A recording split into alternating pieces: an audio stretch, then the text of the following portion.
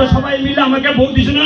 2001 সাল থেকে 2016 সালে চেয়ারম্যান হয়েছি, পরে এই বিএনপির চেয়ারম্যান হয়েছি, মতো আমার কোনো কাম হই দেখা। আমি কি করবো?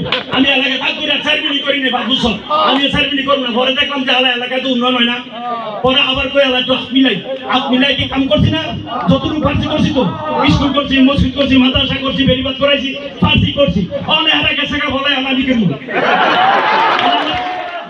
শরীয়তপুরে আনুষ্ঠানিকভাবে বিএনপিতে যোগ দিয়েছেন কার্যক্রম স্থগিত থাকা আওয়ামী লীগের ভেদরগঞ্জ উপজেলার এক নেতা ও সাবেক ইউপি চেয়ারম্যান আলহাজ ইউনুস আলী মোল্লা।